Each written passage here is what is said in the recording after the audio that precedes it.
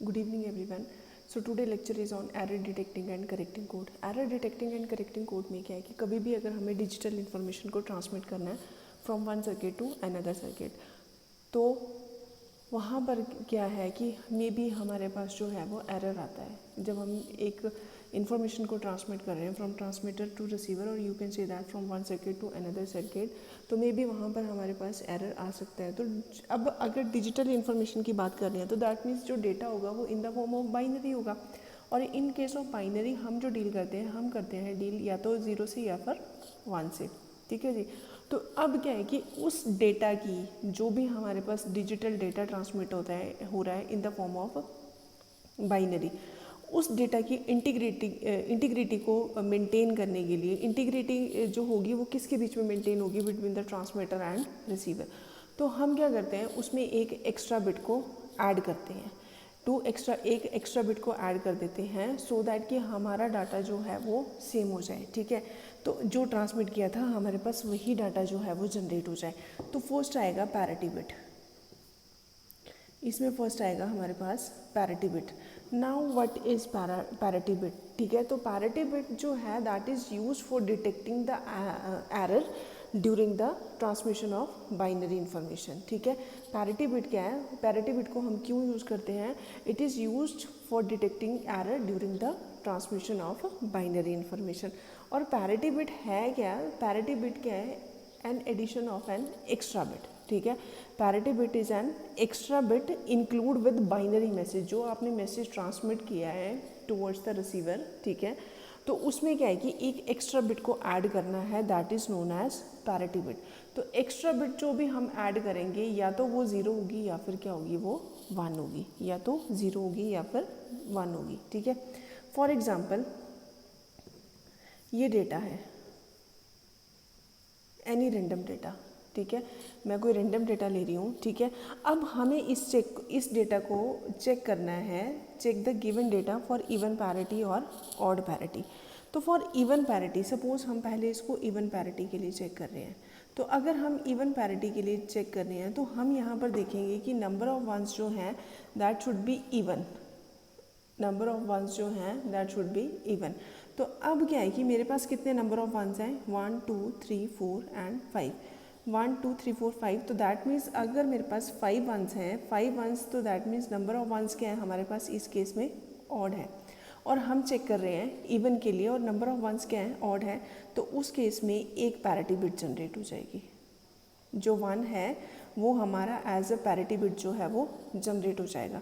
ठीक है, अब अगर मैं नेक्स्ट एग्जांपल लेती हूँ, ये तो एक एग्जांपल था, अगर मैं नेक्स्ट एग्जांपल लेती हूँ, सपोज आपको सिर्फ चेक करनी है number of ones, number of ones even है या ऑड है उसके ऊपर डिपेंड करेगा। अगर आप इवन पैरिटी के लिए चेक कर रहे हो तो हमारे जो नंबर ऑफ वंस हैं वो क्या होने चाहिए? इवन होने चाहिए। ठीक है, तो इवन होने चाहिए, बट यहाँ पर क्या थे? नंबर ऑफ वंस क्या थे? ऑड थे, तो मैंने एक पैरिटी जनरेट कर दी। अब इस पैरिटी को मिला के हमारे पास जो नंबर ऑफ वंस हो गए वो क्या हो गए? इवन हो गए। सपोज एक और एग्जाम्पल लेते हैं 1 1 0 1 1। ठीक है, इसको सपोज मैं ऑड के लिए चेक कर रही हूँ, या सेम है, इसको भी मैं इवन के लिए चेक कर रहे हैं। अगर हम इसको इवन के लिए चेक कर रहे हैं और अगर हम इसको ऑड के लिए चेक कर रहे हैं तो क्या होगा? अगर इवन के लिए चेक कर रहे हैं तो 1 2 3 4 नंबर ऑफ वंस क्या है? इवन है, 4 है, दैट मीन्स इवन है। तो हमारे पास जो पैरिटी बिट जनरेट होगी वो होगी 0, where 0 is the parity bit. ठीक है जी। और अगर मैं ऑड के लिए चेक करते हैं, अगर हम इसको ऑड के लिए चेक करते हैं तो 1 2 3 4 1 2 3 4, तो that means number of ones क्या है हमारे पास यहाँ पर? ऑड है, सॉरी इवन है, और हम चेक कर रहे हैं इसको ऑड के लिए। तो अगर हम इसको ऑड के लिए चेक कर रहे हैं तो अब क्या होगा? इस केस में हमारे पास एक पैरिटी बिट जो है वो जनरेट होगी, and this is your parity bit. Same data हम इवन के लिए भी चेक किया और हमने ऑड के लिए भी चेक किया। इसके बाद आता है हमारे पास हैमिंग कोड। ठीक है जी, इसके बाद हमारे पास आता है Hamming code.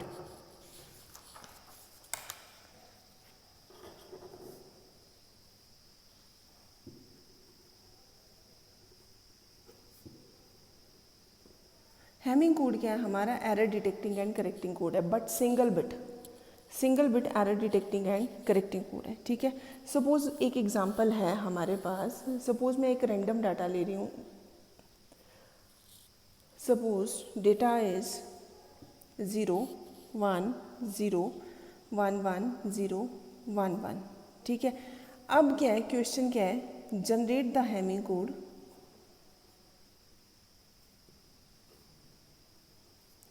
For given data, या generate the Hamming code of given data for odd parity. यहाँ पे मैं क्या चेक कर रहे हैं, हम ऑड पैरिटी के लिए चेक कर रहे हैं। हमें इस कोड के लिए हैमिंग कोड को जनरेट करना है।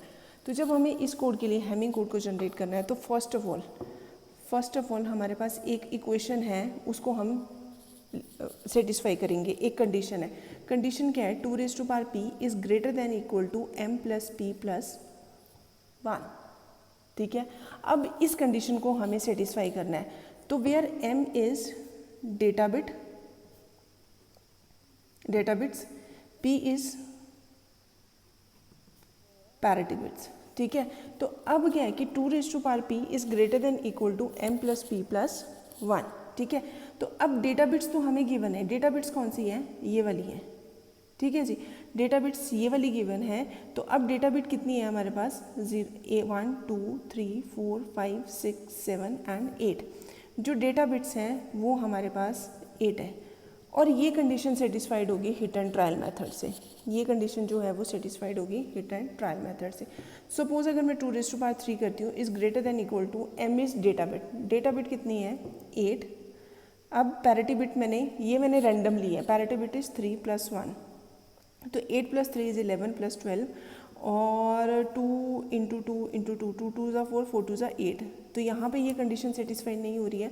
तो अब हम देखते हैं कि 4 पे कंडीशन सेटिस्फाइड होगी या नहीं। तो हम लेंगे 2^4 is greater than equal to 8 + 4 + 1, ठीक है। तो this is equal to 2 2 = 4, 4 2 = 8, 8 2 = 16 is greater than equal to 8 + 4 is 12 + 13। तो इस पे हमारी कंडीशन सेटिस्फाइड हो रही है। तो दैट मीन्स अब क्या है कि 8 तो हमारे पास डेटा बिट ऑलरेडी गिवन है। तो जो पैरिटी बिट जनरेट होगी वो हमारे पास कितनी जनरेट होंगी, 4 पैरिटी बिट जनरेट होगी, ठीक है। तो इसके लिए फर्स्ट हम लिखेंगे यहाँ पर बिट डेजिग्नेशन। अब हैमिंग कोड करना कैसे है, फर्स्ट ऑफ ऑल हमारे पास आएगा बिट डेजिग्नेशन, उसके बाद आएगा हमारे पास बिट पोजीशन, ठीक है जी। आफ्टर दैट बाइनरी नंबर, फिर आएगा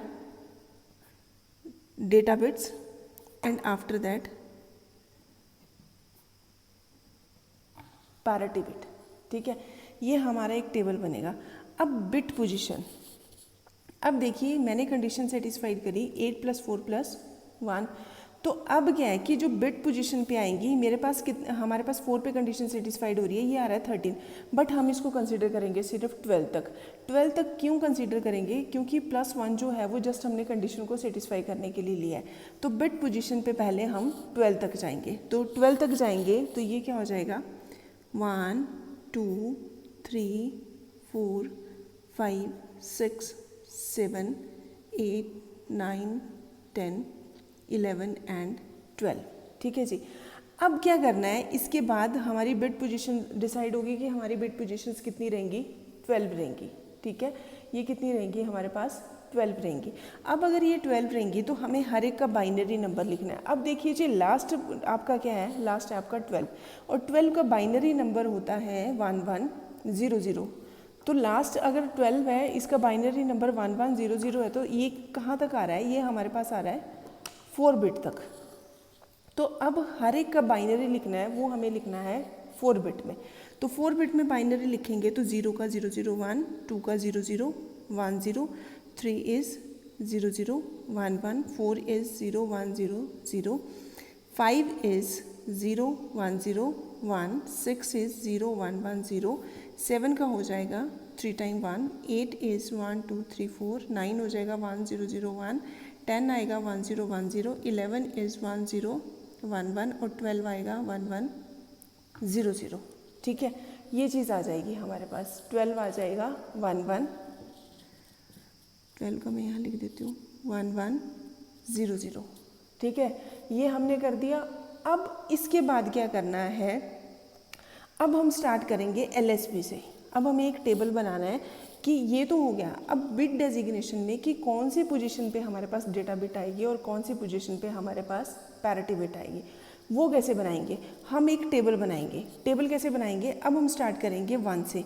अब जिसके हम मूव करेंगे LSB टू MSB, हम मूव करेंगे LSB टू MSB। तो अब जिसके LSB में 1 1 है, हम पहले वो वाली टर्म लिखेंगे। तो किसके LSB में 1 1 है? 1 में, फिर 3 में, फिर 5 में, फिर 7, फिर कहाँ पर है? 9 पे है और फिर 11 पे है। देखिए जी, 1 पे 1 के LSB में 1 है, फिर 3 के LSB में 1 है, 5 के LSB में 1 है, 7 के LSB में 1 है, 9 के LSB में 1 है और 11 के LSB में भी क्या है? 1 है। तो वो हमने यहाँ पर नंबर लिख दिए, ठीक है। उसके बाद हम LSB से MSB वाली तरफ मूव करना है। तो हमने क्या किया? राइट मोस्ट पोजीशन देखी है। अब राइट मोस्ट से हम इस वाली पोजीशन पे मूव ऑन करेंगे। अब हम इसकी सेकंड पोजीशन पे मूव ऑन करेंगे। तो हम देखेंगे कि कहाँ कहाँ पे 1 है। तो 2 पे 1 है, 3 पे 1 है, 6 पे 1 है, 7 पे 1 है और 10 पे 1 है और साथ में 11 पे 1 है, ठीक है। फिर उसके बाद हम इधर से थर्ड पोजीशन पे मूव करेंगे। तो थर्ड पोजीशन पे कहाँ कहाँ पे 1 है? 4 पे 1 है, 5 पे भी 1 है, 6 पे भी है, फिर 7 पे भी है एंड आफ्टर दैट 12 पे है, ठीक है जी। फिर उसके बाद अब इधर वाली MSB वाली बात आ गई। अब MSB में कहाँ कहाँ पे 1 है? 8 पे भी है, 9 पे भी है, 10 पे भी है, 11 पे भी है और 12 पे भी है, ठीक है जी। तो ये जो आया 1 2 4 8, ये पोजीशन फिक्स हो जाएगी आपकी पैरिटी बिट के लिए। ये वाली पोजीशन जो है ये फिक्स हो जाएगी हमारी पैरिटी बिट के लिए। बाकी सब पे हम क्या कर देंगे? डेटा बिट को प्लेस कर देंगे, ठीक है। तो अब जो पैरिटी बिट है वो कहाँ पर आएगी? P1 पे आएगी, तो P1, 2 पे भी आएगी, P2, उसके बाद 4 पे आएगी P4 और फिर उसके बाद 8 पे आएगी, दैट इज़ योर P8, ठीक है। तो D3 थर्ड पोजीशन पे डेटा बिट आएगी, 5th पे भी, 6th पे भी, 7th पे भी, 9 पे भी, 10 पे भी, 11 पे भी और 12 पे भी, ठीक है। ये हमारा डिसाइड हो गया कि अब कौन सी पोजीशन पे हमने डाटा बिट्स लेनी है और कौन सी पोजीशन पे हमने पैरिटी बिट लेनी है। तो 1 2 4 8 पे पैरिटी बिट आएगी। दैट मीन्स इस केस में हमारे पास जो पैरिटी बिट जनरेट होंगी वो 4 होंगी और यही हमने कंडीशन में सेटिस्फाइड किया था। 4 से ही हमारी 4 से ही हमारी कंडीशन सेटिस्फाइड हुई थी। अब पैरिटी डेटा बिट को प्लेस करते हैं। डेटा बिट कहाँ पर आ रही है? 3 पे आ रही है, तो 0 को 3 पे, फिर D5 है तो D5 पे आ जाएगा 1, फिर 6 पे, फिर 0, फिर 7 पे 1। अब P8 पे क्या है? हमारी पैरिटी बिट है, तो इस पे हम डेटा बिट नहीं लिखेंगे, हम D9 पे लिखेंगे। D9 पे भी कितना आ गया? 1, फिर D10 पे कितना आ गया? 0, D11 पे भी 1 और D12 पे भी 1। 1 2 3 4 5 6 7 8 और 8 ही हमारे पास डेटा बिट्स थी। 8 डेटा बिट प्लेस कर दी। अब बारी आती है कि हमने पैरिटी बिट कैसे जनरेट करनी है। अब हम चेक कर रहे हैं ऑड पैरिटी के लिए। ऑड पैरिटी के लिए कर रहे हैं तो that means number of ones जो है वो हमारे पास ऑड होने चाहिए। अब चेक करेंगे हम 3 5 7 9 11 ऑफ डेटा बिट, मतलब third position, 5th position, third position, 5th position, 7th position, 9th position and 11 position पे चेक करेंगे कि नंबर ऑफ वंस जो है वो इवन है या ऑड है, ठीक है। नंबर ऑफ वंस क्या है? इवन है या ऑड है। तो अब देखिए 3 पे तो 0 है, ठीक है। 5 पे 1 है तो एक 1 आ गया, एक यहाँ पे 1 है, फिर 7 पे भी 1 आ गया, फिर 9 पे भी 1 आ गया और 11 पे भी 1 आ गया, ठीक है। तो मतलब 4 पोजीशन पे 1 है और हम चेक कर रहे हैं ऑड के लिए। तो अब इस केस में जो नंबर ऑफ वंस आए वो क्या आया? हमारे पास इवन आए हैं, इवन आए हैं। और ऑड के लिए हम पैरिटी हैमिंग कोड चेक कर रहे हैं, तो यहाँ पर क्या हो जाएगा? 1, क्योंकि नंबर ऑफ वंस जो आए हमारे पास वो इवन आए और हम जो हैमिंग कोड चेक कर रहे हैं वो ऑड पैरिटी के लिए चेक कर रहे हैं। अगर इवन के लिए चेक कर रहे होते तो यहाँ पे 0 बिट आती, 0 प्लेस करते पैरिटी बिट पे। अब क्या होगी, एक पैरिटी जनरेट होगी। अब 3, 6, 7, 10, 11 पे करते हैं, ठीक है जी। तो 3 पे 0 है, इसको देखने की ज़रूरत नहीं है। आफ्टर दैट 6 पे भी 0 है, इसको भी नहीं देखेंगे। 7 पे अगेन हमारे पास 1 है, और 10 पे 0 है, इसको भी नहीं देखेंगे। और 11 पे फिर से 1 है, तो दैट मीन्स 2 1 आ गए, 2 1 आ गए तो फिर से इवन आ गया, तो एक और पैरिटी बिट जनरेट होगी, वो आ जाएगी आपकी पोजीशन 2 पे। उसके बाद 5, 6, 7, 12, 5, 6 पे भी 1 है, 5 पे भी 1 है, और 7 पे भी 1 है, और 12 पे भी 1 है। अगेन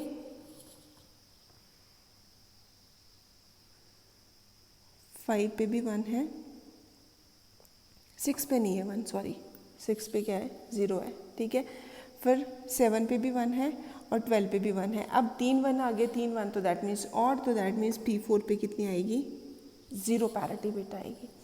आफ्टर दैट 9, 10, 11 एंड 12, तो 9 पे भी 1 है, और 10 पे तो 0 है, फिर 11 पे भी 1 है, और 12 पे भी 1 है। अगेन 3 1 है, 3 1 है तो ऑड है, तो दैट मीन्स P8 पे भी क्या आ जाएगा, 0। अब जो हमारा हैमिंग कोड जनरेट हुआ, जनरेटेड हैमिंग कोड, जो हैमिंग सीधे लिखते हैं इसको, जो हैमिंग कोड हमारे पास जनरेट हुआ, तो हैमिंग कोड हमारा क्या बना,